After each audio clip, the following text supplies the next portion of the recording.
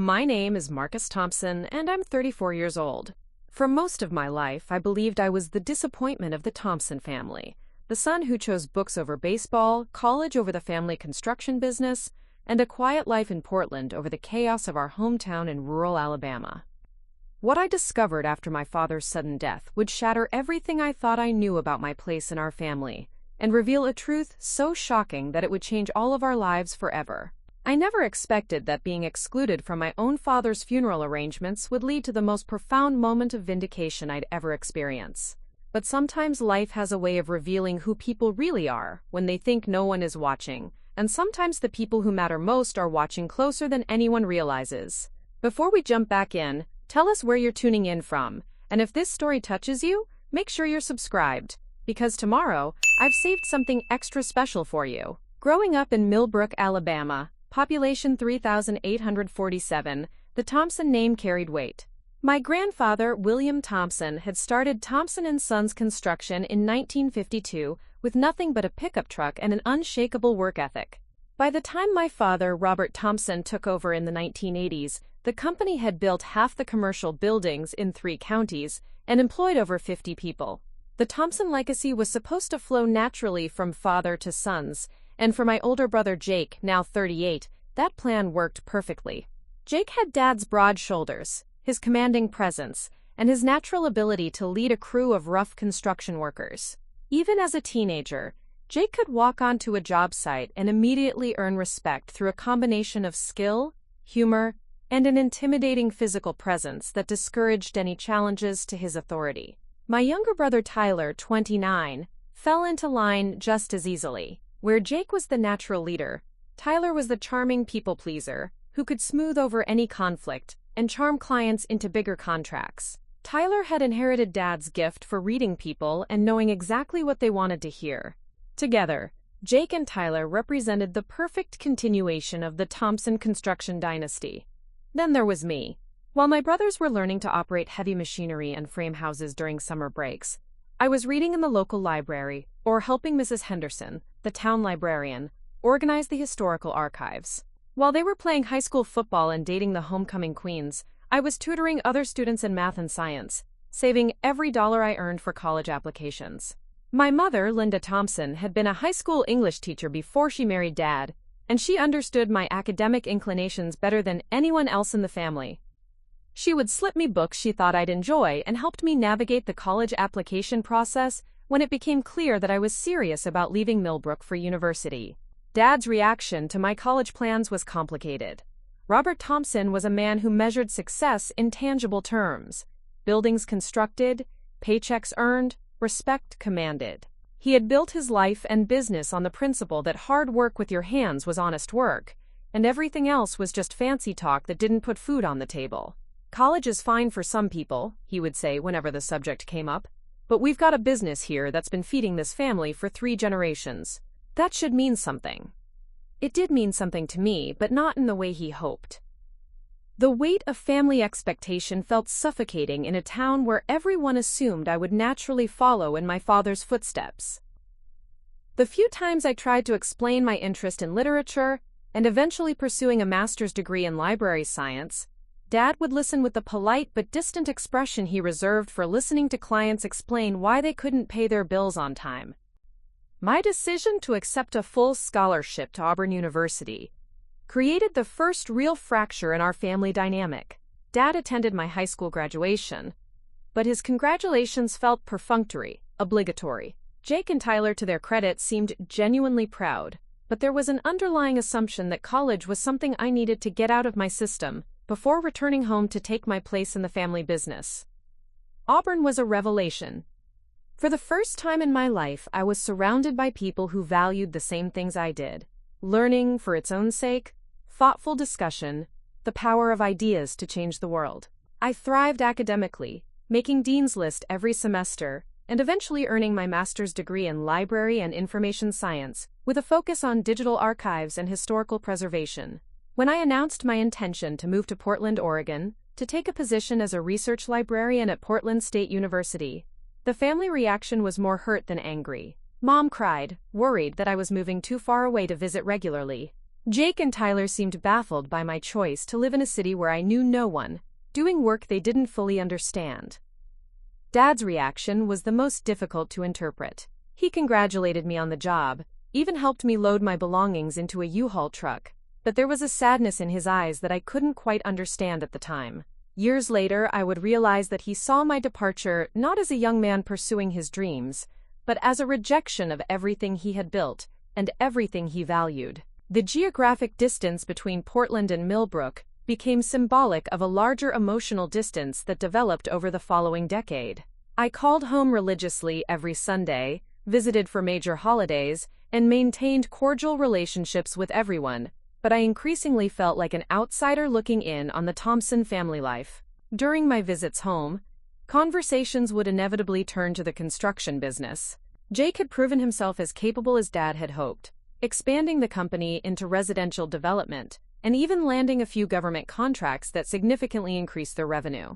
Tyler had married his high school sweetheart, Sarah, and they had 2 young daughters who were the absolute center of my parents' universe.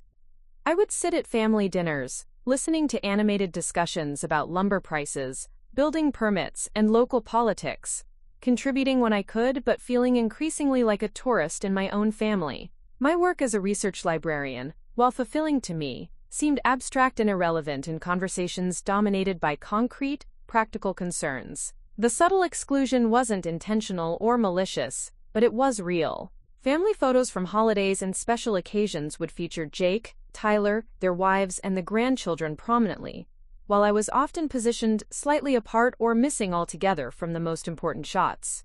Family group text messages would be filled with inside jokes about job sites, local gossip, and shared experiences that I wasn't part of. Most painfully, major family decisions were increasingly made without my input. When Mom needed knee surgery, Jake and Tyler coordinated her care and recovery. When Dad considered expanding the business into a neighboring county, he consulted extensively with my brothers but mentioned it to me only in passing during a phone call. When Tyler and Sarah bought their first house, Dad helped with the down payment, and Jake supervised the renovation work, while I learned about it through Facebook posts. This pattern of exclusion was so gradual and seemingly natural that I rarely protested. After all, I lived 1,200 miles away, and had chosen a life that was fundamentally different from theirs. It made practical sense that they would handle family matters without waiting for my input or involvement. But the emotional impact was cumulative and significant. Despite my successful career, fulfilling relationships in Portland, and genuine contentment with the life I had built, I carried a persistent sense of being the Thompson family outsider, the son who had chosen differently and was now paying the price of that choice through a lifetime of gentle but steady marginalization. What I didn't know, what none of us knew, was that Dad had been watching this family dynamic much more carefully than any of us realized, and he had been making plans that would force all of us to confront the assumptions we had made about love, loyalty, and what it really means to be family. Preparing and narrating this story took us a lot of time, so if you are enjoying it, subscribe to our channel. It means a lot to us. Now back to the story. The signs of my evolving status within the Thompson family became more apparent after I turned 30. What had initially seemed like natural consequences of geographical distance began revealing themselves as something more deliberate and troubling. The first major incident occurred during Christmas of 2019. I had flown home to Alabama, as I did every year, carefully coordinating my vacation time to spend a full week with the family. I arrived on December 22nd to find that Jake and Tyler had already made extensive plans for the holiday period without consulting me. They had organized a family trip to Gatlinburg, Tennessee for the day after Christmas, complete with cabin reservations, activity bookings, and a detailed itinerary. "We figured you'd probably want to stay back and relax," Tyler explained when I discovered the plans by accident while helping Mom organize Christmas dinner preparations. "You always seem tired when you visit, and we know you're not really into the whole mountain adventure thing." The assumption stung more than the exclusion itself. While it was true that I wasn't as outdoorsy as my brothers, I had actually spent considerable time hiking in the Pacific Northwest and would have enjoyed the trip. More importantly, no one had bothered to ask what I might want to do during my limited time home. When I gently mentioned that I would have liked to be included in the planning, Mom quickly intervened with her characteristic peacemaking approach. "Well, you can certainly come if you want to, honey. I'm sure there's room for one more, but the damage was done. I was being invited as an afterthought to plans that had been made for the family, a category that apparently didn't automatically include me anymore. I ended up staying back with Mom, who claimed she preferred a quiet post-Christmas day at home. We spent the day organizing old family photos, and I noticed a disturbing pattern in the albums from recent years. Family photos increasingly featured what Mom referred to as the core family. Jake with his wife Rebecca and their son Connor, Tyler with Sarah and their daughters Emma and Sophie, and Mom and Dad at the center. I appeared in individual shots and large group photos, but was rarely part of the intimate, candid moments that seemed to define the family's visual narrative. The photo organization session revealed another troubling pattern. Dad had become increasingly focused on creating what he called legacy documentation for the business. Boxes of photographs showed 3 generations of Thompson construction projects, with particular emphasis on jobs that Jake and Tyler had supervised. Dad had been methodically organizing these materials, creating detailed albums that documented the company's history and growth. What struck me was how thoroughly this documentation excluded any reference to my life or achievements. My college graduation photos were mixed in with general family pictures, not highlighted as significant accomplishments. My professional achievements, publications in library science journals, conference presentations, leadership roles in professional organizations, existed nowhere in Dad's carefully curated family legacy materials. The pattern extended beyond photographs to family communications. A family group text had been created sometime in 2018, but the most active conversation happened in a separate thread that included only local family members.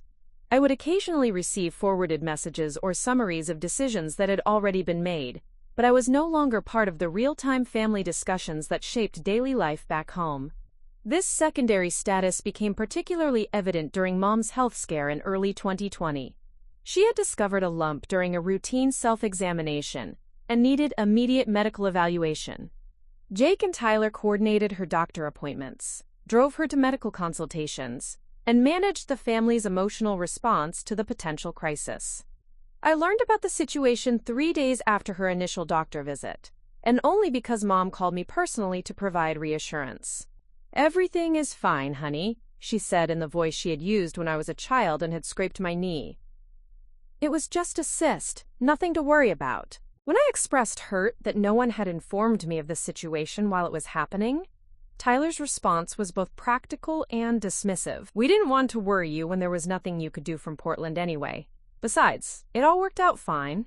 The logic was unassailable and completely missing the point. I wasn't asking to be consulted about Mom's medical care. I was asking to be trusted with information about my own mother's health. I wanted the opportunity to provide emotional support, to express concern, to be part of the family's response to a crisis, even if my contribution was limited to phone calls and moral support. This pattern of practical exclusion accelerated after Connor, Jake's son, was born in late 2020. Dad's transformation into a grandfather was profound and touching to witness, but it also seemed to crystallize a family structure that placed biological continuation and geographical proximity at the center of family importance. Connor's arrival created a new family hierarchy that was never explicitly discussed, but became increasingly obvious through actions and attention. Family conversations revolved around Connor's milestones, his development, his needs, and his schedule. Family gatherings were planned around his nap time and feeding schedule. Family photos prominently featured 3 generations of Thompson men: Dad, Jake, and baby Connor. The symbolism wasn't lost on me. The Thompson construction legacy now had a clear line of succession that bypassed me entirely.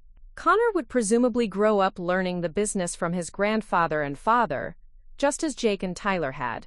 He would inherit not just a company, but a way of life, a set of values, and a community identity that I had consciously chosen to leave behind.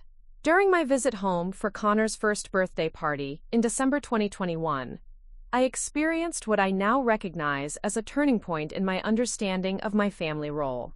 The party was a significant celebration, with extended family, family friends, and business associates invited to mark the occasion. Dad gave a speech about family legacy and the joy of watching traditions pass from one generation to the next.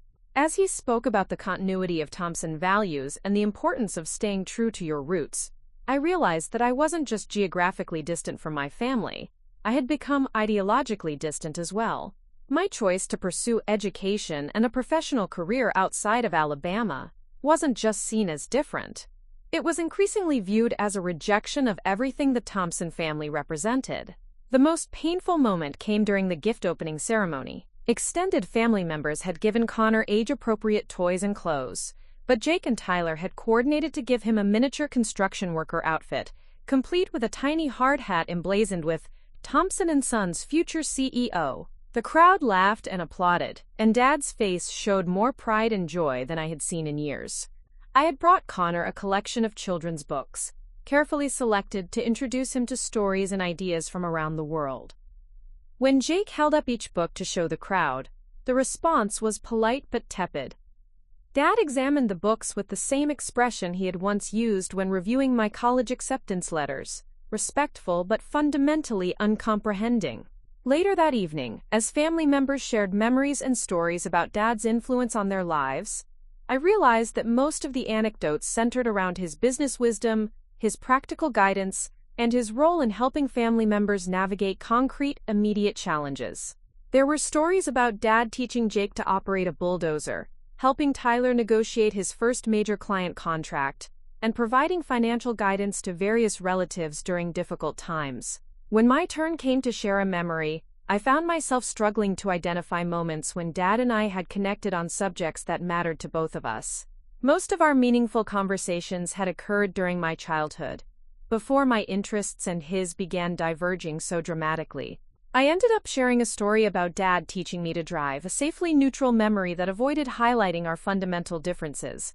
That night, lying in my childhood bedroom surrounded by sports trophies that Jake and Tyler had won, and academic awards that seemed increasingly irrelevant in the context of Thompson family values, I confronted an uncomfortable truth. I had spent years telling myself that my family's exclusion of me was unintentional, a natural result of distance and different life choices. But the evidence suggested something more deliberate. I wasn't just absent from family planning because I lived far away. I was absent because my presence complicated a family narrative that worked better without me. My brothers had grown into the men Dad had hoped they would become, while I had become someone he struggled to understand or value. The realization was liberating and heartbreaking in equal measure. For the first time, I considered the possibility that my relationship with my family might never develop into the close, mutual connection I had always hoped for.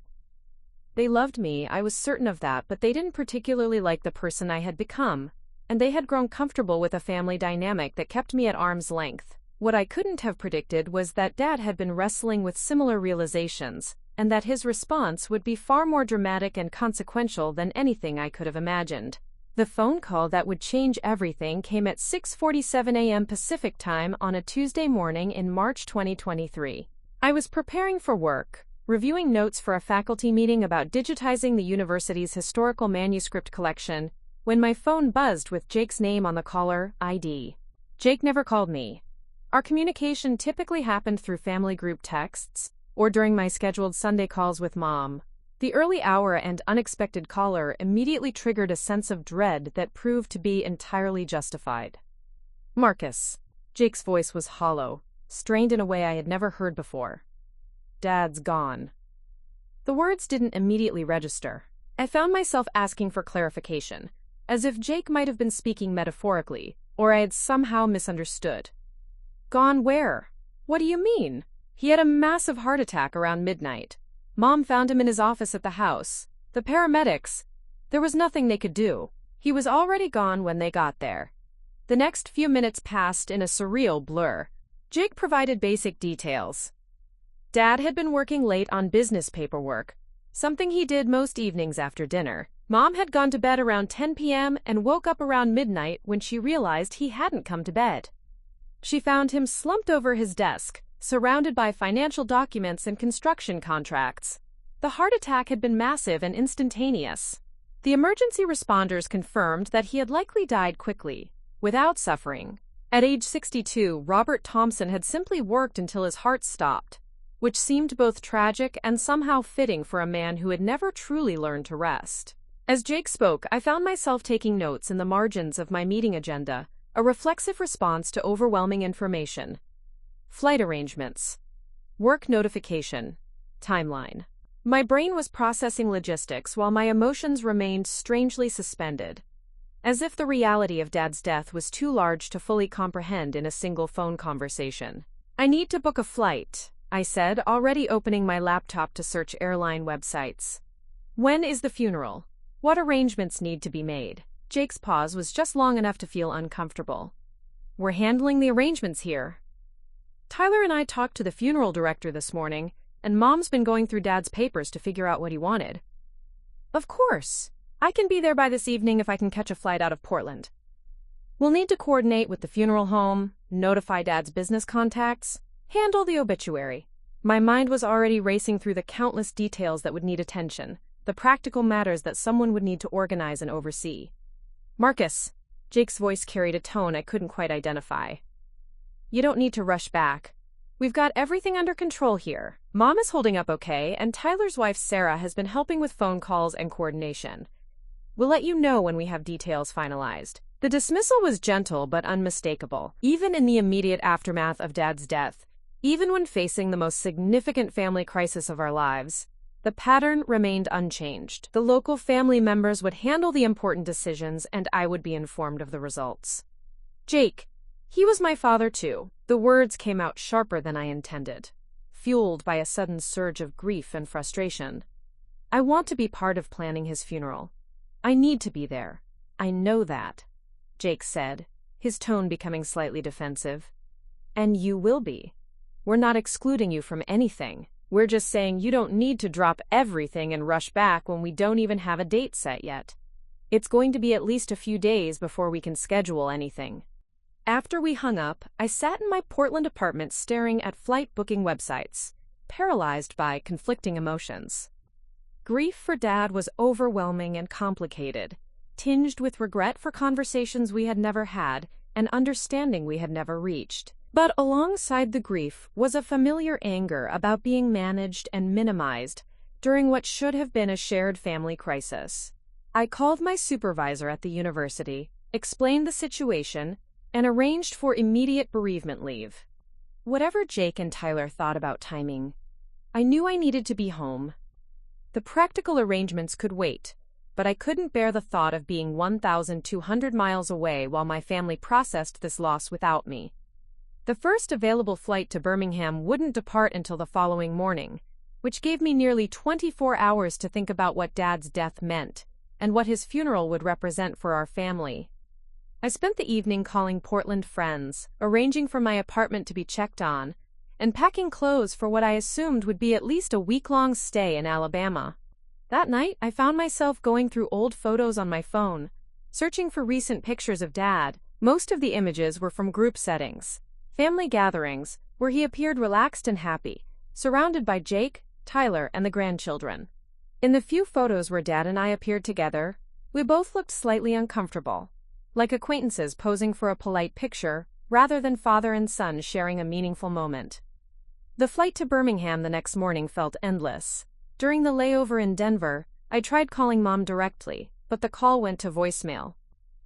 I left a message expressing my condolences and letting her know I would be arriving that evening.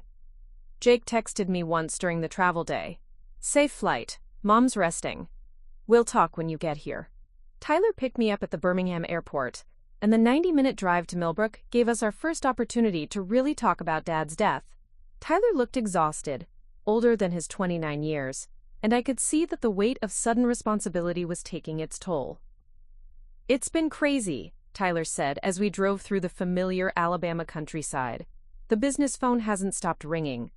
Dad had active projects with about 15 different clients, and everyone's calling to find out what happens next. Jake's been trying to reassure people that Thompson & Sons isn't going anywhere, but honestly, we're not sure how to handle some of the bigger contracts without Dad's oversight." This was the first indication I had received that Dad's death would have significant business implications beyond the immediate family grief. Thompson & Sons had been entirely dependent on Dad's leadership, client relationships, and decision-making authority. Without him, the company faced an uncertain future that would affect Not just our family's financial security, but the livelihoods of more than 50 employees. What about the business succession plan? I asked. Dad must have had something in place for this kind of situation. Tyler's laugh was bitter. You would think so, right?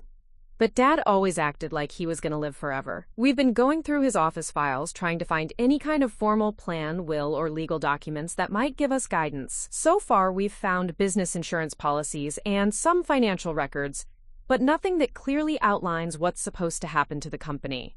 This revelation was shocking. Dad had been meticulous about construction project planning, often working months in advance to ensure that every detail was anticipated and prepared for.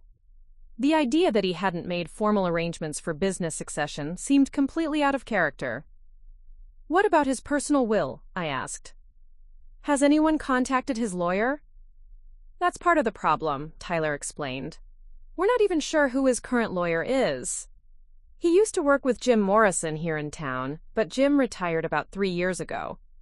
Dad might have switched to someone else, or he might have been handling things himself. Mom doesn't know, and we haven't found any recent legal documents in his office. As we pulled into the driveway of my childhood home, I could see that the house was full of people. Cars lined the street and warm light glowed from every window.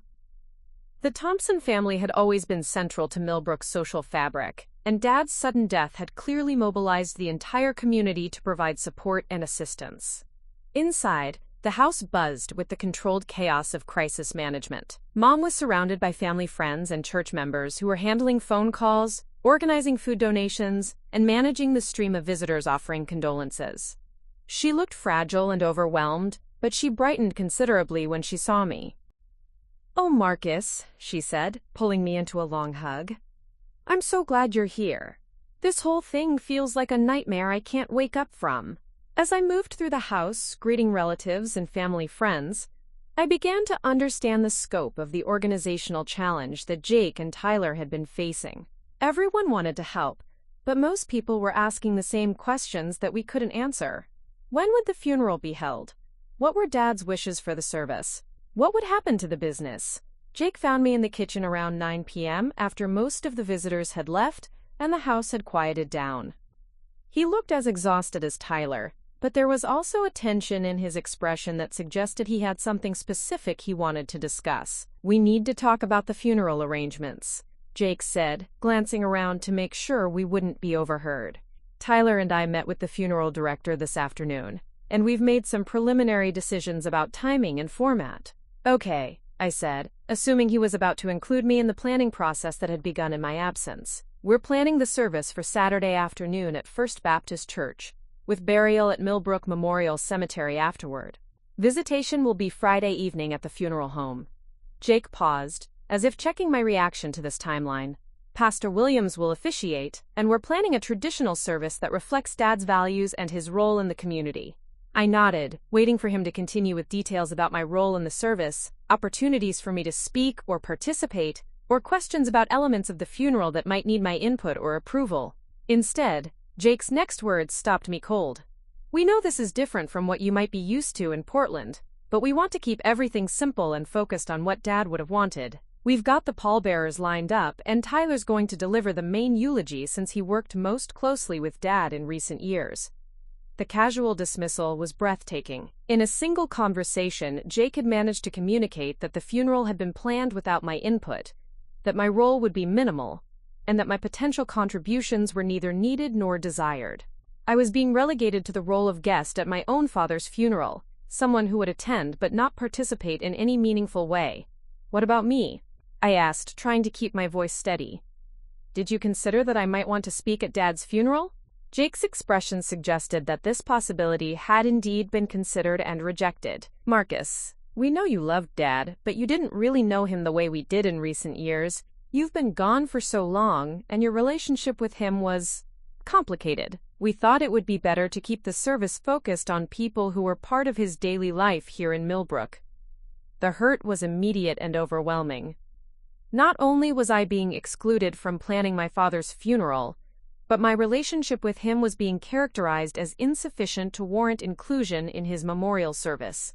According to Jake, my decade in Portland had disqualified me from having anything meaningful to say about the man who had raised me. That night, lying in my childhood bedroom while the rest of the house slept, I realized that Dad's death had accelerated and crystallized the family dynamics that had been developing for years. I wasn't just the son who lived far away, I was the son who didn't belong, whose perspectives and contributions were unwelcome even during our family's most significant moments.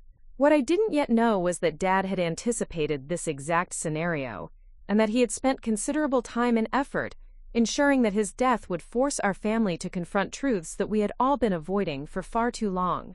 The morning after my conversation with Jake about the funeral arrangements, I woke up determined to find a way to contribute meaningfully to Dad's memorial service, even if my brothers had decided I didn't deserve a prominent role. I had spent most of the night thinking about Dad's life, our complicated relationship, and the things I wished I had said to him while he was alive. I came downstairs around 7 a.m. to find Mom sitting at the kitchen table, surrounded by sympathy cards that had arrived in yesterday's mail. She looked up as I entered, and I could see that she had been crying again. "Good morning, honey," she said, attempting a weak smile. I was just trying to respond to some of these cards. People have been so kind, but I don't even know where to start. I poured myself coffee and sat down across from her. "Mom, I wanted to ask you about the funeral service. Jake mentioned that Tyler's going to give the main eulogy, but I was hoping I could say something too.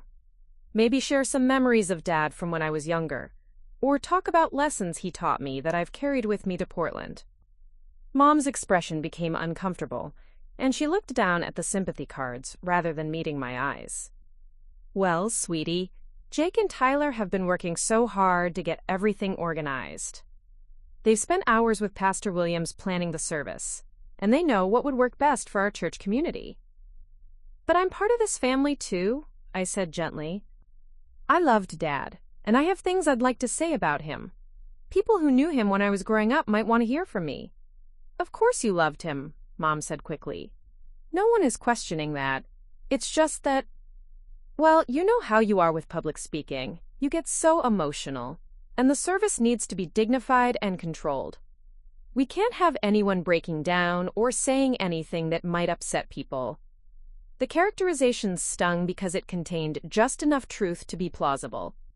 I had always been more emotionally expressive than Jake or Tyler, more likely to cry during movies or get choked up during heartfelt conversations. But the suggestion that I couldn't be trusted to deliver appropriate remarks at my own father's funeral felt like a deliberate insult disguised as practical concern. "Mom, I'm a professional educator. I give presentations and speeches regularly. I think I can handle speaking at Dad's funeral without embarrassing the family." She sighed heavily, and for a moment I thought she might reconsider. Instead, she reached across the table and patted my hand in the same condescending way she had when I was a child and had skinned my knee. "Marcus, honey, sometimes it's better to let other people handle things they're good at. Jake and Tyler understand what this community expects from a Thompson family funeral. They know how to represent your father's legacy in a way that will honor him properly." The message was clear. My brothers were qualified to speak for Dad's legacy, and I was not. Despite sharing the same last name, the same childhood home, and the same genetic connection to the man we were mourning, I was being deemed unfit to represent the Thompson family values at their most important public moment. After breakfast, I decided to visit Dad's office in the house, hoping to find some personal items or documents that might help me understand his final wishes, or provide material for a eulogy that no one wanted me to give. The office was exactly as he had left it. Construction project files organized in neat stacks, business contracts spread across his desk, and walls covered with framed photos of completed Thompson and Sons projects. What struck me immediately was how thoroughly the office reflected Dad's professional identity, while containing almost no evidence of his personal relationships or family life. A single family photo sat on his desk, a professional portrait taken about 5 years ago that showed all of us in formal poses, looking more like business associates than a close family. As I examined the files on Dad's desk looking for any documents that might provide guidance about funeral arrangements or business succession, I found something that stopped me cold. Tucked between construction contracts was a folder labeled Legal documents personal, in Dad's careful handwriting. Inside the folder, I found copies of several important documents: Dad's life insurance policies, the deed to the family home, and business incorporation papers for Thompson and Sons. But what caught my attention was a business card clipped to the front of the folder. Margaret Chen, attorney at law, estate planning and business law, Huntsville, Alabama. The business card was recent, with no signs of wear or aging, suggesting that Dad had consulted with this attorney fairly recently. More importantly, there were handwritten notes on the back of the card in Dad's writing. Will updated March 2022, and estate plan finalized. My heart began racing as I realized the implications of this discovery. Dad had apparently updated his will just over a year ago, working with an attorney that none of us knew about. Jake and Tyler's assumption that Dad had died without formal legal arrangements was completely wrong.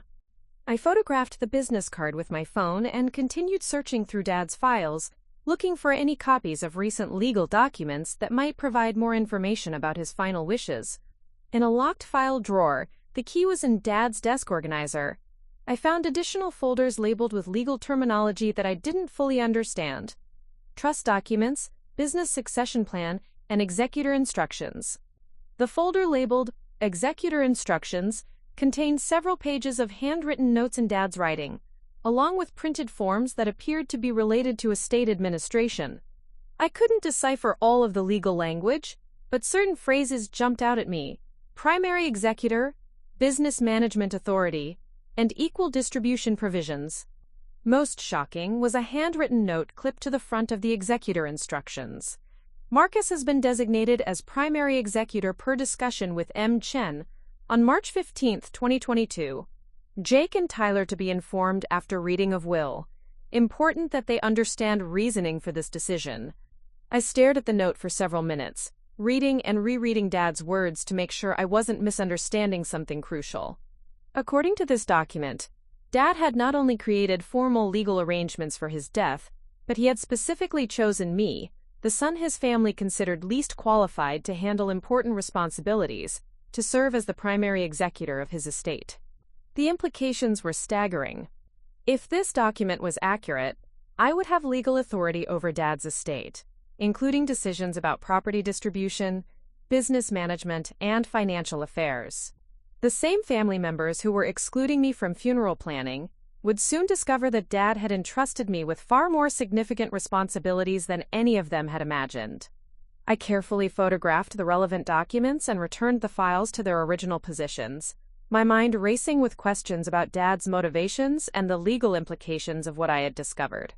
Why had he chosen me as executor? When had he made this decision, and what had prompted it? Most importantly, did Jake and Tyler have any idea what Dad had arranged? Over the next several hours, I observed my family's interactions with new awareness of the dramatic revelation that awaited us. Jake spent most of Thursday morning on the phone with business clients, reassuring them that Thompson and Sons would continue operating normally despite Dad's death. His confidence in his ability to manage the company transition was absolute, and he spoke as if he had clear legal authority to make decisions on behalf of the business. Tyler worked on obituary details and coordination with local organizations that Dad had been involved with. He spoke with comfortable authority about Dad's wishes and values, as if he had been specifically designated to represent the family's interests during this transition. Most painfully, both of my brothers continued to treat me as a well-meaning but ultimately peripheral figure in the family crisis. When relatives called to ask about funeral arrangements, Jake and Tyler handled the conversations without consulting me. When decisions needed to be made about flowers, music, or reception details, I was informed of the results rather than included in the discussions. That afternoon, I called Margaret Chen's law office from the privacy of my rental car. The receptionist confirmed that Robert Thompson had been a client and that the office had indeed been expecting to hear from the family following his death. When I identified myself as his son Marcus, the receptionist's tone became noticeably more formal and attentive. "Mr. Thompson, I'm so sorry for your loss," she said. "Miss Chen has been waiting to hear from you specifically. She has some important documents that need to be reviewed with you as soon as possible. Would you be able to come to the office tomorrow morning?" The phrase, quote, waiting to hear from you specifically, confirmed my suspicions about the executor designation. But it also raised new questions about the scope of Dad's legal planning. Why did the attorney need to meet with me specifically? What important documents required immediate attention? I scheduled an appointment for Friday morning, the day before Dad's funeral, knowing that whatever I learned during that meeting would likely change the family dynamic dramatically. I decided not to tell Jake, Tyler, or Mom about the appointment, reasoning that it would be better to understand the full situation before attempting to explain it to family members who had already demonstrated their willingness to exclude me from important conversations. That evening, family and friends gathered at our house for an informal visitation. People shared memories of Dad, offered condolences, and provided the kind of community support that small southern towns excel at during times of crisis. I listened to dozens of stories about Dad's generosity, his business acumen, and his role as a community leader. What struck me about these conversations was how many people mentioned Dad's pride in his sons. Multiple family friends and business associates specifically mentioned conversations they had had with Dad about Jake's leadership abilities and Tyler's people skills. But several people also mentioned Dad talking about me, often in ways that surprised me. "Your father was so proud of your education," said Mrs. Patterson, who had taught Sunday school with Mom for many years. "He used to brag about your job at the university and all those research projects you worked on. He said you were doing important work preserving history for future generations." "Robert always talked about how smart you were," added Mr. Hendricks, who had known Dad since high school. "He said you got your brains from your mother, but your determination from him. He used to say that you were the one who would make sure the Thompson name meant something beyond just construction work." These comments painted a picture of Dad's feelings about me that was completely different from what I had experienced during our actual interactions. While he had never directly expressed pride in my academic achievements or professional success, he had apparently been talking about them positively to others in the community. The revelation that Dad had been proud of me, combined with the discovery of the Executor documents, began to reshape my understanding of our relationship in fundamental ways. Perhaps the distance between us hadn't been disappointment or disapproval on his part, but rather an inability to express feelings that were more complex and positive than I had realized. As the evening wound down and extended family members began leaving, Jake approached me with an expression that suggested he wanted to have another serious conversation. "Marcus, I want to make sure you understand what's going to happen over the next few days," he said, pulling me aside to a quiet corner of the living room. "The funeral is obviously the immediate priority, but after that, we're going to need to deal with Dad's business and financial affairs pretty quickly. Tyler and I have been talking, and we think the best approach is for us to handle the legal and business stuff while you focus on helping Mom with personal matters." The casual assumption that Jake and Tyler would handle legal and business stuff, while I was relegated to emotional support duties, would have been infuriating under normal circumstances. Given what I had discovered about Dad's actual legal arrangements, Jake's confidence in his authority was almost comical. "What makes you think you have the authority to handle Dad's legal affairs?" I asked, genuinely curious about how Jake had reached this conclusion. "Well, we're the ones who've been involved in the business," Jake said, as if this was obvious. "We understand the financial side of things, and we know Dad's clients and business relationships. It just makes sense for us to take care of that side of things, while you help Mom process the emotional aspects of losing Dad." The conversation confirmed that Jake and Tyler had no idea about Dad's formal estate planning or the executor designation. They were operating under the assumption that family responsibility would naturally flow to the sons who had stayed local and remained involved in the family business. Tomorrow's meeting with Margaret Chen would almost certainly shatter those assumptions in ways that would permanently alter our family relationships. As I prepared for bed that night, I felt a mixture of anticipation and dread about the revelations that awaited us all. Friday morning arrived gray and drizzly, matching the somber mood that had settled over Millbrook as the community prepared for Dad's funeral the following day. I left the house early, telling Mom I needed to run some errands in Huntsville, which was technically true, even if it wasn't the complete truth. The drive to Margaret Chen's law office gave me 90 minutes to think about what I might learn and how I would handle whatever revelations awaited me. part of me hoped that the documents I had found were somehow outdated or incomplete. That Dad's estate planning wouldn't actually disrupt the family assumptions that had already caused me so much pain. But a larger part of me was eager to finally understand what Dad had really thought about my role in the family. Margaret Chen's office was located in a modern professional building on the outskirts of Huntsville, the kind of sleek, efficient environment that would have been completely foreign to Dad's usual business dealings in rural Millbrook. The receptionist, who had sounded so formal on the phone, turned out to be a young woman named Amanda who greeted me with genuine sympathy and professional efficiency. "Mr. Thompson, Ms. Chen is ready to see you," Amanda said after I had been waiting for only a few minutes. "She's cleared her entire morning to discuss your father's estate with you." Margaret Chen was a woman in her early 50s, with silver-streaked hair and the kind of direct, no-nonsense demeanor that inspired immediate confidence. Her office walls were covered with law degrees, professional certifications, and photos that suggested both extensive legal experience and strong community connections. "Marcus," she said, rising from behind her desk to shake my hand, "I'm so sorry for your loss. Your father was a remarkable man, and I'm honored that he trusted me to help him plan for this transition." She gestured for me to sit in a comfortable chair across from her desk, and I noticed that she had already prepared several folders of documents that were clearly related to Dad's estate planning. "Before we begin," Ms. Chen said, "I want you to know that your father spent considerable time thinking about the decisions he made regarding his estate. The arrangements he put in place were not made lightly or impulsively.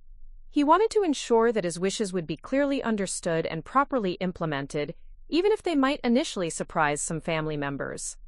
The word surprise felt like an understatement given what I suspected was coming, but I simply nodded and waited for her to continue. "Let me start with the most important information," Ms. Chen said, opening the first folder. "Your father updated his will in March of 2022, and he designated you as the primary executor of his estate. This means you have legal authority and responsibility for managing all aspects of his estate settlement, including business assets, personal property, financial accounts, and any other matters related to his final affairs." Even though I had suspected this from the documents I had found in Dad's office, hearing it confirmed by his attorney was still shocking.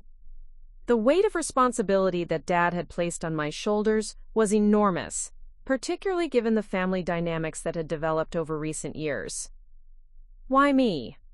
I asked, the question that had been haunting me since discovering the Executor documents. My brothers have been much more involved in Dad's business and financial affairs. They live locally and understand his professional relationships.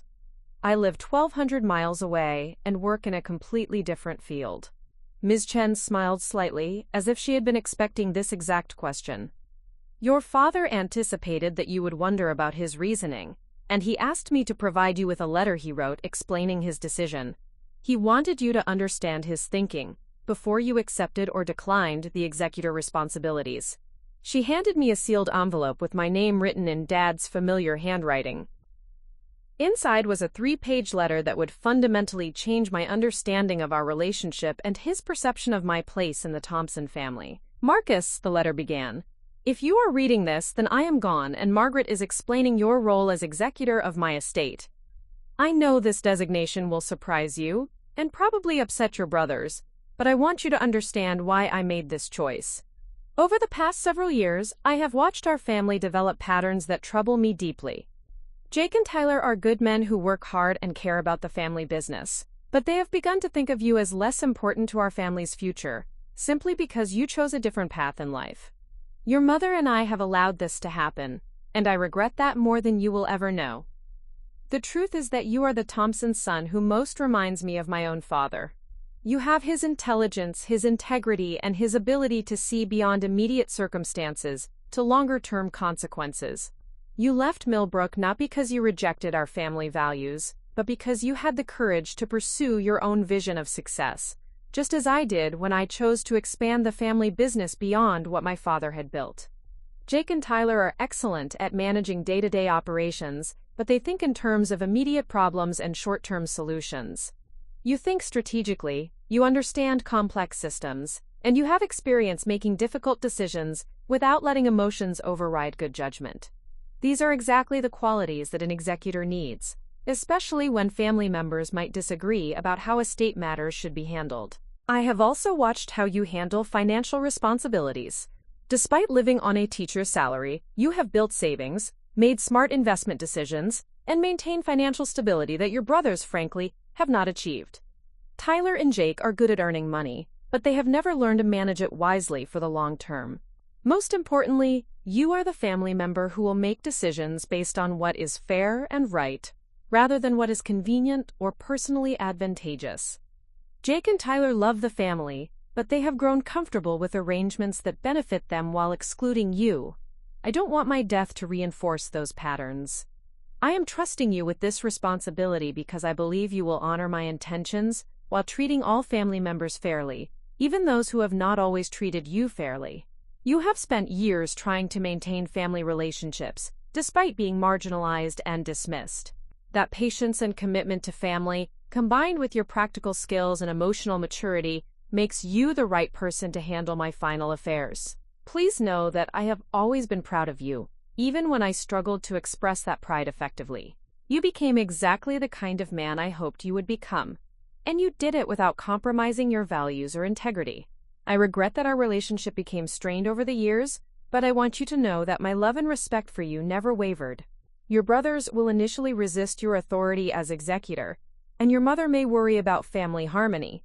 But I believe this responsibility will ultimately help our family develop healthier relationships based on mutual respect rather than assumptions about who matters most. The business succession plan I have created ensures that Jake and Tyler will continue to benefit from Thompson & Sons, while preventing them from making impulsive decisions that could damage the company I spent 40 years building. You will have authority to protect both the business and the family's long-term financial security. I hope you will accept this responsibility, but I understand if you feel it is too much to handle given the family tensions that have developed. If you choose to decline, Margaret has instructions for alternative arrangements that will still protect everyone's interests. I love you, son, and I trust you to do what is right for our family, even when doing what is right is difficult. Your father, Robert Thompson. I had to stop reading twice to compose myself, as Dad's words revealed emotions and perceptions that he had never directly shared with me during his lifetime. The letter reframed every difficult family interaction we had experienced over recent years, suggesting that Dad had been far more aware of the exclusion patterns than I had realized, and far more troubled by them than he had ever indicated. When I finished reading, Ms. Chen gave me a few minutes to process the emotional impact of Dad's letter before continuing with the practical details of estate administration. Your father's estate is more complex than your family probably realizes, she explained, opening additional folders. Beyond the family home and Thompson & Sons construction, he owned several investment properties, had substantial savings and retirement accounts, and held life insurance policies worth nearly $2 million. The financial scope of Dad's estate was staggering. I had known that Thompson & Sons was successful, but I had no idea that Dad had accumulated wealth that extended far beyond the family business. The business succession plan he created is particularly thoughtful, Ms. Chen continued. Jake and Tyler will continue to manage day-to-day operations and will receive substantial compensation for their work, but major business decisions will require your approval as executor. This arrangement protects the company from impulsive management choices while ensuring that your brothers can continue their careers with Thompson & Sons. What about ownership of the company? I asked, trying to understand the long-term implications of Dad's planning. The business will be divided equally among all three sons after estate settlement is complete, Ms. Chen explained. However, voting control will be structured to prevent any single family member from making unilateral decisions that could harm the company or the other family members' interests. This arrangement was far more sophisticated than anything I would have expected from Dad, and it addressed the exact concerns that had been causing family tension since his death. Jake and Tyler would retain their careers and receive fair compensation for their work, but they wouldn't be able to exclude me from major decisions about the family's most important asset. There's one more element of your father's plan that we need to discuss, Ms. Chen said, her tone becoming more serious. He specifically requested that the will reading be conducted immediately following his funeral service, with all family members present. He wanted the estate arrangements to be revealed publicly, in the presence of witnesses, to prevent any family members from later claiming they weren't properly informed. The timing of this revelation would be crucial. Dad's funeral was scheduled for Saturday afternoon, followed by a reception at the church fellowship hall. According to Ms. Chen's explanation, the family would learn about the executor designation and estate arrangements just hours after we had buried Dad, when emotions were already running high, and family tensions were most likely to explode. "Miss Chen," I said, "my brothers have been operating under the assumption that they will handle Dad's business affairs, and they've been excluding me from all family decision-making since Dad died. When they learn about the executor designation tomorrow, there's going to be a major family crisis." "Your father anticipated that possibility," she replied. "He believed that addressing these issues directly, with legal clarity, would be healthier for your family's long-term relationships than allowing assumptions and resentments to continue building over time."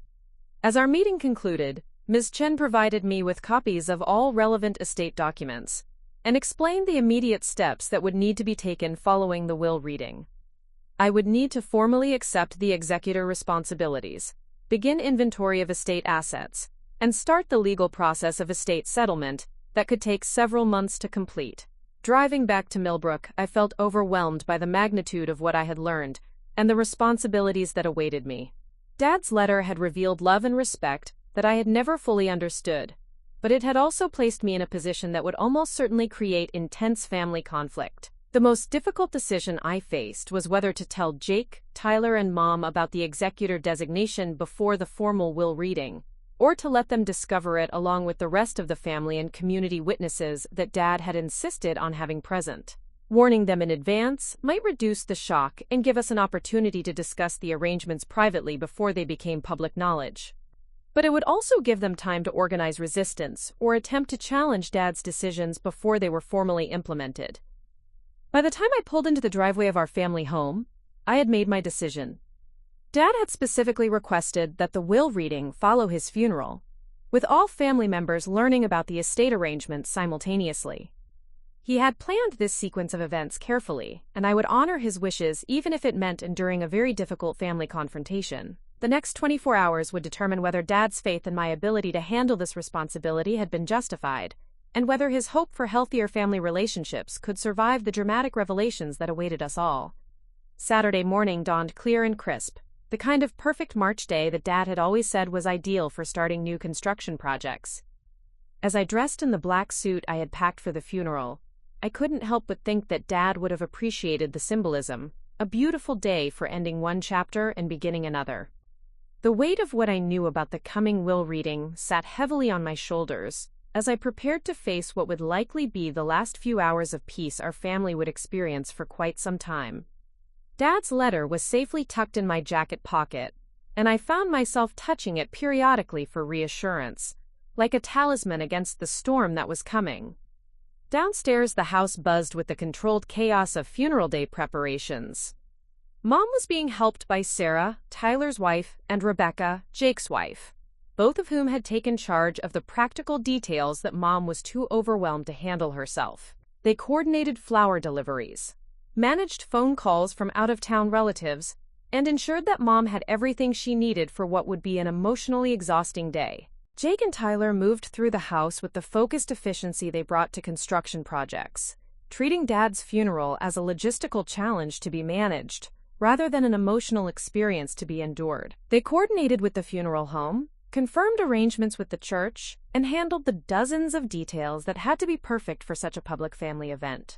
What struck me most about the morning preparations was how naturally everyone fell into roles that excluded me from any meaningful responsibility. I was treated as a grieving family member who needed to be managed and supported, rather than as someone who might have valuable contributions to make to the day's events. "Marcus, honey, make sure you eat something before we leave," Mom said, pressing a plate of breakfast food into my hands.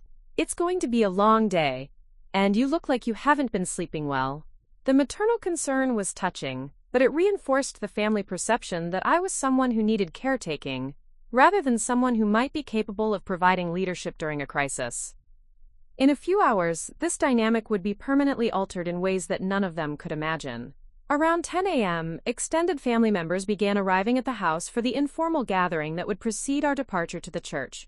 Dad's older sister, Aunt Margaret, had driven down from Nashville with her husband, Uncle Bill. Dad's younger brother, Uncle David, had flown in from Texas with his family. Various cousins, family friends, and business associates stopped by to offer final condolences and coordinate funeral logistics. As I moved through these conversations, I began to understand just how public Dad's funeral would be. Thompson & Sons had been a significant employer in Millbrook for decades, and Dad had been involved in numerous community organizations throughout his adult life. The church service would include not just family and close friends, but business clients, community leaders, and dozens of people whose lives had been touched by Dad's work and generosity. This public nature of the funeral made the upcoming will reading even more significant. When Ms. Chen revealed Dad's estate arrangements, it wouldn't just be a private family matter. It would be a community event that would permanently alter how people viewed the Thompson family dynamics. Around 11:30 a.m., Jake found me in Dad's office, where I had been sitting quietly and trying to prepare myself mentally for what was coming. "Marcus, we need to head to the church in about 30 minutes, Jake said. "I wanted to check with you about the receiving line. Mom's going to need support, and Tyler and I thought it would be good if all three of us stood with her to greet people before the service."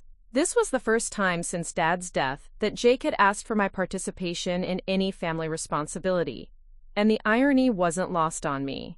Just hours before I would be revealed as Dad's chosen executor, Jake was finally acknowledging that I might have a role to play in family leadership. "Of course," I said. "Whatever Mom needs." Jake's expression suggested that he was pleased by my cooperative response, and for a moment I felt a pang of guilt about the shock that awaited him. Despite the years of exclusion and dismissal, Jake genuinely believed he was acting in the family's best interests. Learning that Dad had fundamentally disagreed with his approach to family leadership would be devastating. The drive to First Baptist Church was somber and quiet. I rode with Mom in Tyler's car, while Jake and Rebecca followed in their own vehicle. Mom held my hand during the short drive, squeezing it periodically in a way that suggested she was drawing comfort from my presence. "Your father would be so proud to see all of us together today," she said softly as we pulled into the church parking lot. He always worried that the family might drift apart after he was gone. The comment was intended as a comforting reflection on family unity, but it revealed just how little Mom understood about Dad's actual concerns. According to his letter, Dad hadn't been worried about the family drifting apart. He had been worried about certain family members continuing to exclude and marginalize others. First Baptist Church was already filling with people when we arrived, despite the fact that we were 90 minutes early for the scheduled 2 p.m. service. The sanctuary could seat about 300 people, and it was clear that we would need every available seat to accommodate the crowd that was gathering to honor Dad's memory. Pastor Williams met us at the church entrance and guided us through the final preparations for the service. He was a kind man in his 60s who had known our family for decades and had presided over numerous Thompson family celebrations and milestones over the years. "Robert was one of the finest men I've ever known," Pastor Williams told us as we reviewed the service program. "He lived his faith through his actions, and he touched more lives than he probably ever realized. Today's service will be a celebration of a life well lived." The receiving line began at 12:30 p.m., and for the next hour and a half, I stood between Tyler and Mom as what seemed like half of Millbrook filed past to offer condolences. The experience was both emotionally overwhelming and surprisingly enlightening. Person after person shared memories of Dad that revealed aspects of his character and community involvement that I had never fully appreciated. Mr. Jefferson, who owned the local hardware store, talked about how Dad had quietly helped him avoid bankruptcy during the 2008 recession by directing business his way and extending payment terms. Mrs. Coleman, a teacher at the elementary school, mentioned how Dad had anonymously donated money to ensure that kids from low-income families could participate in school field trips. Most surprising were the comments about me. Dozens of people mentioned conversations they had had with Dad about my education and career.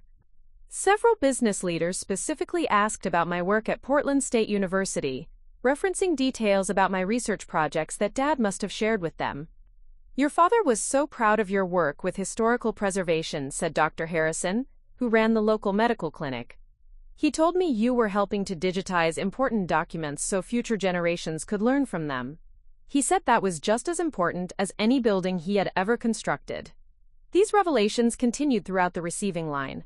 painting a picture of Dad as someone who had been actively proud of my achievements while simultaneously struggling to express that pride directly to me.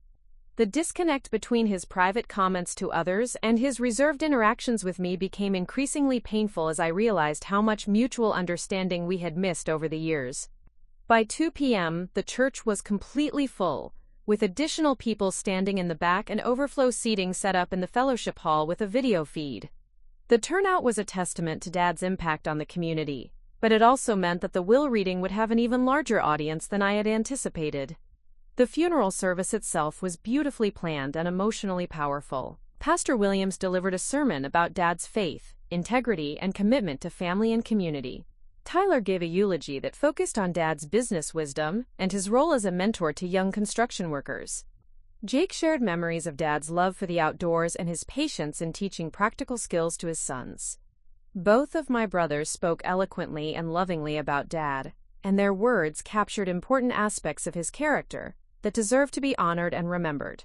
What was notable, however, was how their eulogies reinforced the narrative that Dad's primary legacy was the family business and the values associated with staying close to home and continuing family traditions. Neither Jake nor Tyler mentioned Dad's pride in having a son who had pursued higher education and built a career outside of Alabama. Neither referenced his respect for intellectual achievement or his belief in the importance of expanding beyond familiar boundaries. Their loving tributes inadvertently excluded the aspects of Dad's life and values that had been most important to our relationship. When Pastor Williams asked if anyone else would like to share memories of Dad, I considered standing up to offer a different perspective on his legacy. But something held me back. Perhaps the knowledge that in just a few hours, I would have a much more significant opportunity to honor Dad's true wishes and values. The service concluded with hymns that Dad had specifically requested, including Amazing Grace and How Great Thou Art. As the congregation sang, I found myself thinking about the courage it must have taken for Dad to designate me as executor, knowing the family disruption it would cause. He had chosen to trust me with responsibilities that would force difficult conversations about respect, inclusion, and what it really meant to honor family relationships. After the service, we proceeded to Millbrook Memorial Cemetery for the burial, where a smaller group of about 50 family members and close friends gathered around Dad's gravesite. The cemetery ceremony was brief but deeply moving, with Pastor Williams offering final prayers and commitments of Dad's soul to eternal rest. As we returned to the church fellowship hall for the reception, I could see Miss Chen's car in the parking lot. She had arrived as planned to conduct the will reading, bringing with her the legal documents that would permanently alter our family's understanding of Dad's intentions and my role in carrying them out. The reception provided one last period of normalcy before the revelation that would change everything. People shared food, told stories about Dad, and offered final expressions of support to our family during this difficult transition. Jake and Tyler moved through the crowd with the confidence of men who believed they understood their roles and responsibilities in the post-funeral period. Mom accepted condolences with grace and dignity, occasionally mentioning how grateful she was that all 3 of her sons were home to help her through this difficult time. Her comments suggested that she, like Jake and Tyler, had no idea that Dad had created formal arrangements that would significantly alter the family leadership structure. Around 4:30 p.m., Miss Chen approached me quietly and indicated that she was ready to begin the will reading. According to Dad's instructions, this would happen in the church conference room, with all family members present, plus several witnesses from the community who had been specifically requested to attend. As I gathered Jake, Tyler, and Mom to explain that Dad's attorney needed to meet with us, I could feel my heart racing with anticipation and anxiety. The next 30 minutes would determine whether Dad's faith in my ability to handle this responsibility had been justified, and whether our family relationships could survive the dramatic shift in expectations that was about to occur. The moment of truth had finally arrived, and there was no turning back from the confrontation that Dad had specifically designed to force us all to confront the assumptions we had made about love, respect, and what it really meant to be family. There are some legal matters that Dad's attorney needs to discuss with us, I told Jake, Tyler, and Mom as the reception began winding down. She's waiting in the church conference room. Jake's expression immediately shifted to business mode. Good. We need to get started on settling Dad's affairs. Tyler and I have been getting calls from clients all week asking about project continuity. Should take about an hour to get everything squared away, Tyler added confidently. We've already figured out how to handle most of the business transition. Mom looked tired but relieved. I'm glad you boys are taking care of everything. I just can't think clearly about financial matters right now.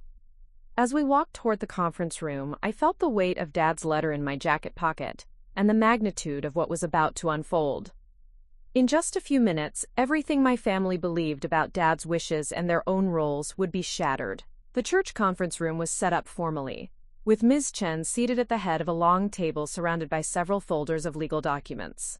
Also present, as Dad had requested, were Pastor Williams, Uncle David, and Mr. Henderson, the president of Millbrook's First National Bank, where Dad had done business for over 30 years. These witnesses represented the community leaders that Dad had specifically wanted to observe the will reading.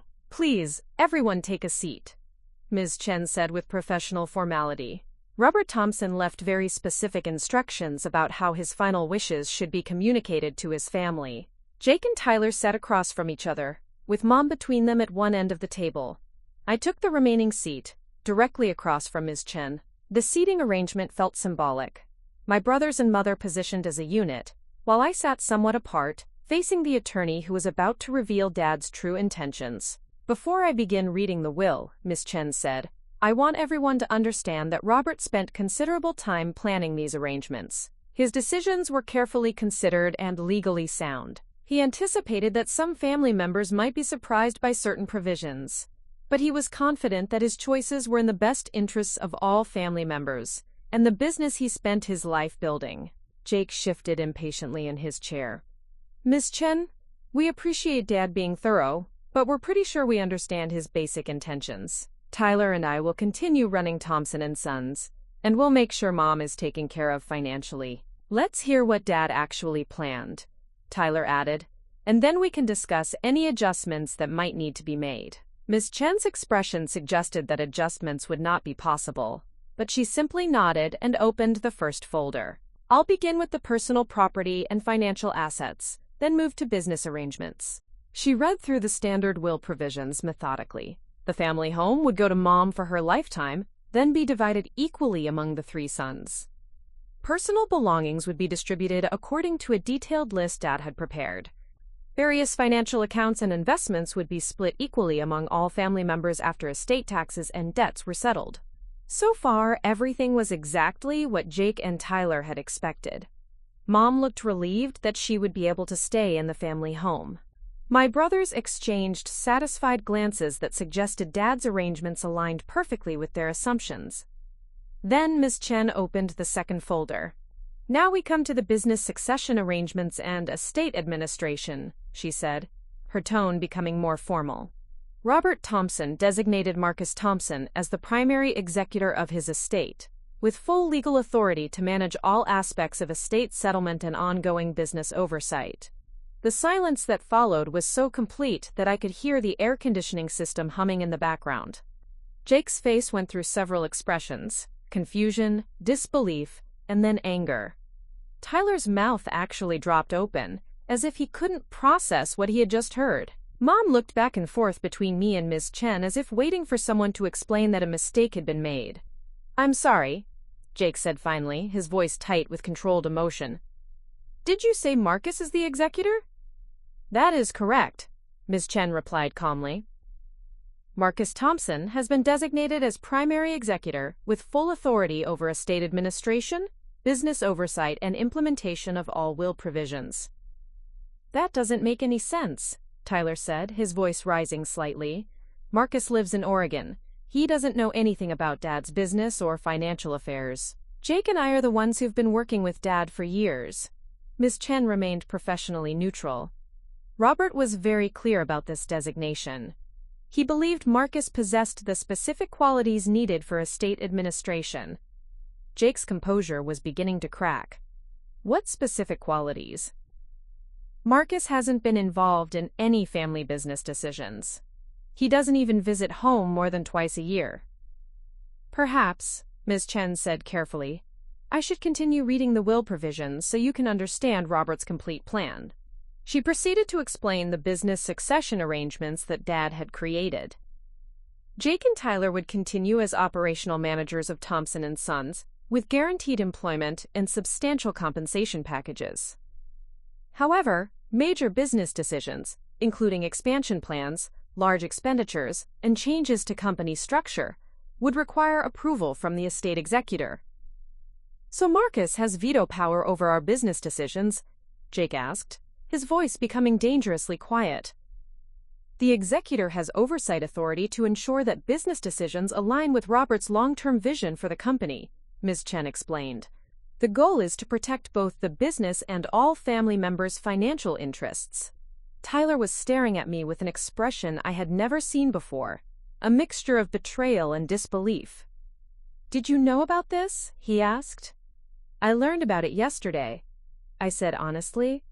"I was as surprised as you are." "Yesterday?" Jake's voice was sharp. "You've known since yesterday that Dad made you executor? And you didn't think to mention it to us." The accusation stung because it contained enough truth to be damaging. I had indeed known about the executor designation for 24 hours without sharing that information with my family. But explaining the complex emotions and difficult decisions behind that choice would require more time and privacy than this formal setting allowed. "Robert left a personal letter explaining his decision," Ms. Chen said, apparently recognizing that the family needed more context for Dad's choice. "Marcus, would you like to share your father's reasoning with your family?" I pulled Dad's letter from my jacket pocket, my hands trembling slightly as I unfolded the pages. The formal conference room setting felt wrong for such an intimate revelation, but Dad had specifically requested that his will be read with community witnesses present. He had wanted accountability and transparency, even when it made the conversation more difficult. "Dad wrote this letter to explain why he chose me as executor," I said, looking around the table at my family's faces. "He wanted me to understand his reasoning, and he wanted all of you to understand it too." I began reading Dad's letter aloud, starting with his acknowledgement that the executor designation would surprise everyone and continuing through his explanation of the family dynamics that had troubled him. As I read his words about watching Jake and Tyler think of me as less important to our family's future, I could see the impact on my brothers' faces. Jake's expression shifted from anger to something closer to shame as Dad's letter described the exclusion patterns that had developed over recent years. Tyler looked genuinely shocked, as if he was hearing about these family dynamics for the first time. When I reached the section where Dad wrote about my intelligence, integrity, and strategic thinking abilities, Mom began crying softly. She had never heard Dad express such direct pride in my achievements and character. The most difficult part to read was Dad's assessment of Jake and Tyler's financial management skills compared to mine. "Tyler and Jake are good at earning money, but they have never learned to manage it wisely for the long term," I read, watching my brothers' faces grow increasingly uncomfortable. But it was Dad's final paragraph that had the most profound impact. "I am trusting you with this responsibility because I believe you will honor my intentions while treating all family members fairly, even those who have not always treated you fairly." When I finished reading, the conference room was completely silent, except for Mom's quiet crying. The community witnesses, Pastor Williams, Uncle David, and Mr. Henderson, looked deeply uncomfortable, as if they had inadvertently become privy to intimate family secrets that should have remained private. Jake was the first to speak, his voice barely above a whisper. "Dad really thought we were excluding you deliberately?" "According to this letter, yes," I said gently. "He believed the family had developed patterns that made me feel unwelcome and unimportant, but we never meant—" Tyler started, then stopped, apparently realizing that intentions mattered less than impact. Mom looked up from her tears. "Marcus, honey, we love you. We never wanted you to feel excluded from the family." "I know you love me," I said. "But love and inclusion aren't the same thing." Dad understood that. Ms. Chen cleared her throat diplomatically. "I know this is a lot of information to process, and I'm sure you all need time to discuss these arrangements privately.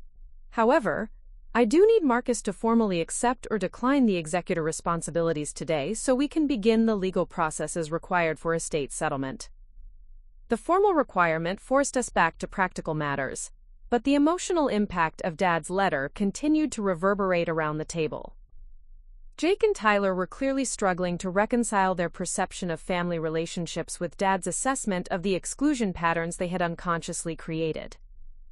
"If I accept the executor role," I asked Ms. Chen, "what happens immediately? What decisions need to be made right away?" "The most urgent matter is ensuring business continuity for Thompson & Sons," she explained. "There are active construction projects that need oversight, employee payroll that must be maintained, and client relationships that require attention.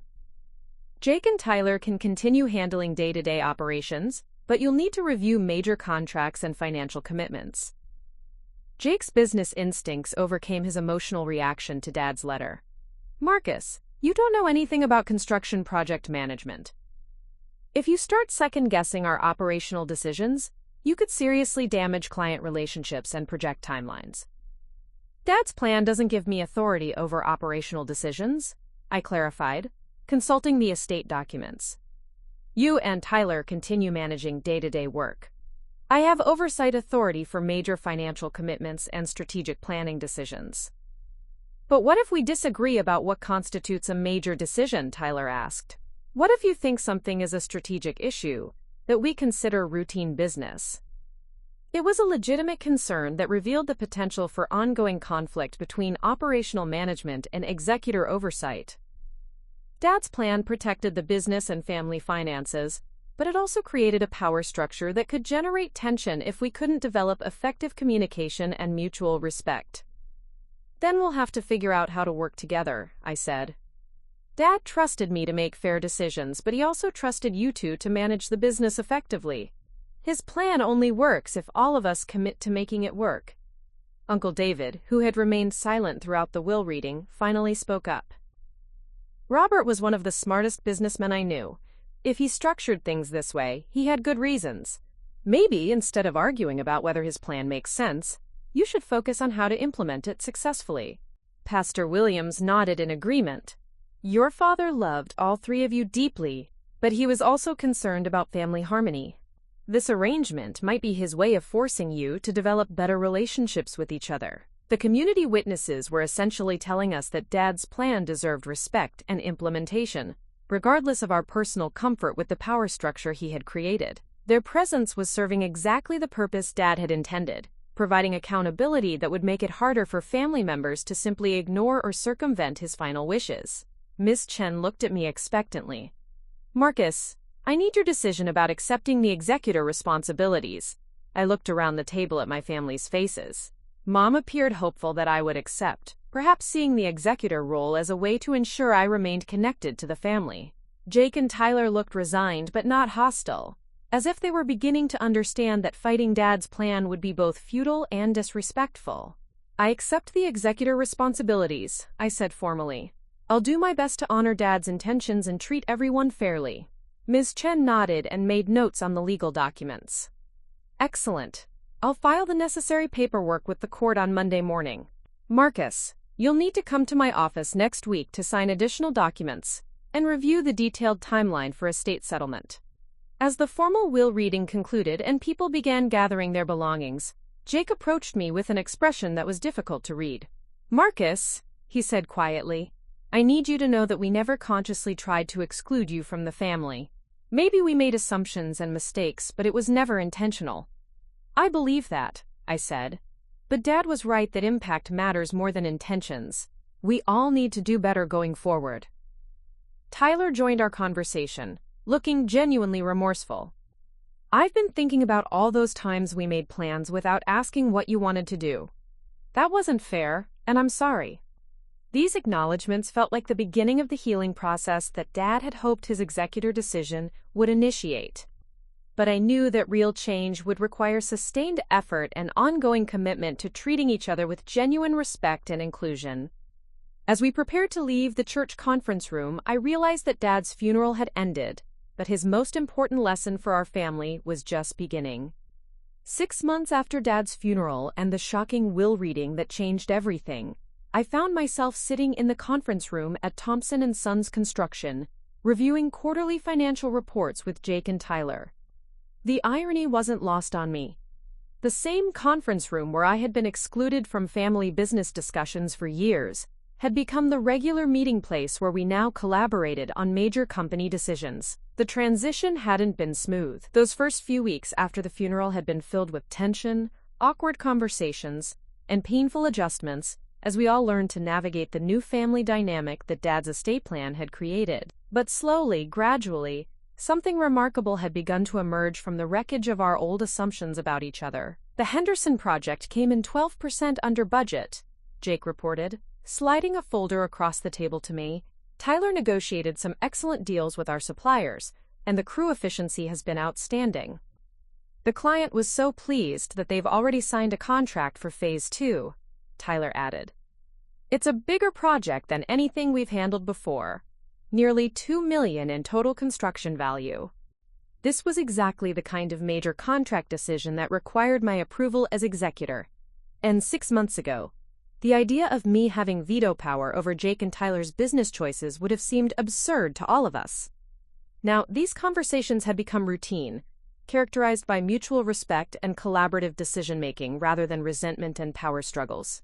Walk me through the timeline and resource requirements, I said, opening my laptop to review the project details. What kind of additional equipment or personnel will you need? Over the past 6 months, I had developed a genuine understanding of Thompson & Sons operations that went far beyond what I had possessed when Dad designated me as executor. Jake and Tyler had been patient teachers, explaining construction processes, client relationships, and financial management in ways that helped me provide meaningful oversight without interfering with their operational expertise. More importantly, I had begun spending extended periods in Millbrook, taking advantage of my university's sabbatical program to conduct research while being more present for family responsibilities. The arrangement allowed me to maintain my career in Portland while being available for the estate settlement process and the ongoing business oversight that Dad had entrusted to me. The equipment costs will be substantial, Jake explained, but we can finance most of it through the bank line of credit. The bigger challenge will be hiring skilled workers. The Alabama construction market is really competitive right now. What about training some of our current crew members for more advanced positions, I suggested. Dad always believed in promoting from within when possible. Tyler nodded enthusiastically. Actually, we've been thinking about creating a formal apprenticeship program. Several of our younger workers have shown real potential, and we could develop their skills while building company loyalty. These kinds of strategic discussions had become increasingly common, as Jake and Tyler discovered that my outside perspective often complemented their operational expertise in valuable ways. My background in research and analysis helped me identify patterns and opportunities that they might miss while focusing on day-to-day project management. The business had thrived under our collaborative approach. Thompson & Sons was more profitable than it had ever been, with a project backlog that extended well into the following year. More importantly, employee morale had improved significantly, as Jake and Tyler implemented management practices that emphasized respect, professional development, and long-term career growth. I have some news about the apprenticeship program, I said, pulling out a folder I had prepared for this meeting. I've been working with the community college to develop a formal partnership that would provide classroom education to supplement the on-site training you're already doing. Jake's face lit up with genuine excitement. That would be incredible. Dad always talked about wanting to do something like that, but he never had time to research the educational requirements. The program could start as early as next fall, I continued. Students would split their time between classroom instruction and hands-on work with Thompson & Sons crews. After 2 years, they'd graduate with both practical experience and formal certification in construction management. Tyler leaned back in his chair, shaking his head with amazement. Marcus, that's exactly the kind of forward-thinking approach that Dad hoped you'd bring to the business. You're creating opportunities that none of us would have thought of on our own. The comment highlighted one of the most significant changes in our family relationships over the past 6 months. Jake and Tyler had gradually come to appreciate the different perspective and skill set that I brought to family business discussions, while I had developed genuine respect for their practical expertise and community connections. After our business meeting concluded, the three of us drove to Mom's house for our weekly Sunday dinner, a tradition that had become much more meaningful since Dad's death. These family gatherings now included substantive conversations about business, personal goals, and family relationships, rather than the superficial pleasantries that had characterized our interactions for so many years. Mom had also undergone a significant transformation during the months following Dad's funeral. The revelation of his concerns about family exclusion patterns had prompted her to examine her own role in creating and maintaining those dynamics. She had begun making deliberate efforts to ensure that all three sons felt equally valued and included in family activities and decision-making. "How are the wedding plans coming along?" Mom asked Sarah, Tyler's wife, as we gathered around the dinner table. Sarah and Tyler had decided to renew their wedding vows on their 5th anniversary, and the planning process had become a family project that included input from everyone rather than just the local relatives who had traditionally handled such arrangements. Marcus suggested some beautiful readings from his literature background, Sarah said, smiling at me across the table. "We're going to include a passage about family bonds that Tyler really loved." This kind of inclusion in family celebrations had become the new normal rather than the exception. When Jake and Rebecca had celebrated their son Connor's 2nd birthday the previous month, I had been asked to help plan activities and had been prominently featured in all the family photos. When Mom had needed minor surgery for a knee replacement, I had been included in all medical consultations and recovery planning from the very beginning. "I have some news to share," I said as Mom served dessert. "Portland State has offered me a permanent position as Associate Director of Digital Archives, but it would require me to relocate back to Oregon full-time by the end of the year." The announcement created the kind of complex family discussion that would have been impossible under our old dynamic. Instead of simply accepting that my career took precedence over family considerations, or assuming that family obligations should override professional opportunities, we were now able to have an honest conversation about competing priorities and creative solutions. "That's an incredible opportunity," Jake said immediately. "You've worked so hard for this kind of recognition." "But what about the executor responsibilities?" Tyler asked. "Can you handle those from Portland?" "The initial estate settlement will be complete by November," I explained. "After that, the ongoing business oversight can be managed remotely for routine matters, with periodic visits for major decisions." Mom looked concerned but not panicked. "How often would you be able to visit if you take the job?" "More often than before," I assured her. "The position includes research funding that would allow me to travel regularly, and I've built relationships here that I want to maintain long-term." Over the past 6 months, I had indeed built relationships in Millbrook that went far beyond family obligations. The apprenticeship program development had connected me with community college administrators, local business leaders, and construction industry professionals. I had begun consulting with other family businesses about succession planning and conflict resolution, drawing on my experience with Dad's estate arrangements. More surprisingly, I had discovered that I genuinely enjoyed the business oversight responsibilities that Dad had entrusted to me. The combination of strategic analysis, relationship management, and problem-solving involved in helping Thompson and Sons grow and evolve was intellectually challenging in ways that complemented my academic work perfectly. "What if we restructured the oversight arrangement?" Jake suggested. "You could maintain the executor authority, but delegate more of the routine business decisions to Tyler and me. We've proven that we can work together effectively.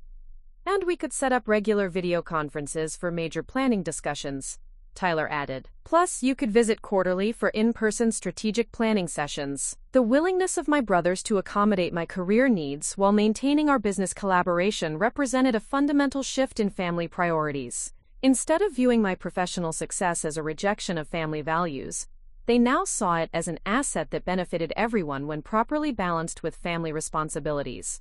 "I think we can make it work," I said. "But I want to make sure that taking the Portland job doesn't create the same kind of distance and exclusion patterns that caused problems before." "That won't happen," Mom said firmly. "We've all learned too much about the importance of keeping family connections strong, regardless of geographical distance." As the evening wound down and we prepared to leave Mom's house, Jake pulled me aside for a private conversation that had become a regular part of our Sunday dinners. "Marcus, "I need you to know how grateful I am for the way you've handled the executor responsibilities," he said. "When Dad first named you, I was angry and confused, but watching you work over these past 6 months, I understand why he made that choice." "Dad saw qualities in all of us that we didn't always see in ourselves," I replied. "The business is successful because you and Tyler are excellent at what you do. I just bring a different perspective to the strategic planning." "It's more than that," Jake insisted. "You've been fair and respectful even when we initially resented your authority.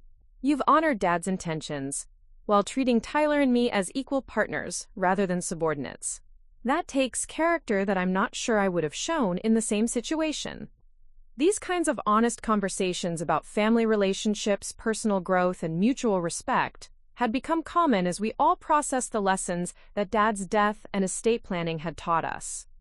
The painful revelation that he had been concerned about exclusion patterns had prompted genuine self-reflection and behavior change from everyone involved.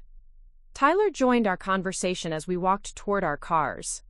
"I keep thinking about that letter Dad wrote to you," he said. "Especially the part where he said you would treat family members fairly, even when they hadn't always treated you fairly. That prediction turned out to be exactly right."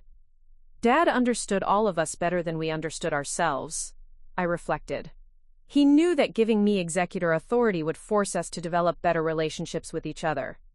As I drove back to the small apartment I had been renting in Millbrook during my extended stays, I thought about the profound changes that had occurred in our family over the past 6 months. Dad's death had initially seemed like it would accelerate the exclusion patterns that had been developing for years.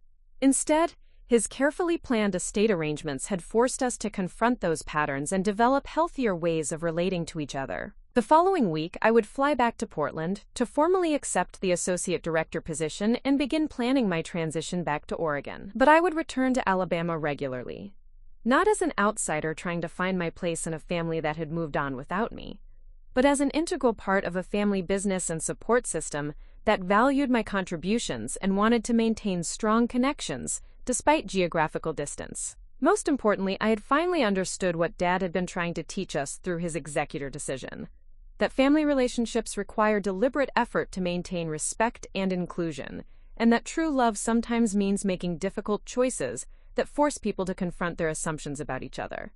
The Thompson family legacy would continue, not just through the construction business that had defined us for 3 generations, but through the lessons we had learned about treating each other with dignity, fairness, and genuine appreciation for the different strengths that each family member brings to our shared life together. Dad had been right to trust me with the responsibility of executor, not because I was more qualified than Jake or Tyler, but because the family needed someone who would insist on fairness and inclusion, even when it was uncomfortable. In the end, that insistence had made all of us better family members and better people. 6 months after being excluded from Dad's funeral planning, I had become the family member who ensured that no one would ever be excluded again. And that, I realized, was exactly what Dad had hoped would happen when he made the most important decision of his final years: choosing love over convenience, fairness over tradition, and long-term family health over short-term family harmony. The Thompson family was finally whole, not despite our differences, but because of them. Up next, you've got 2 more standout stories right on your screen. If this one hits the mark, you won't want to pass these up. Just click and check them out. And don't forget to like, subscribe, and turn on the notification bell so you don't miss any upload from us.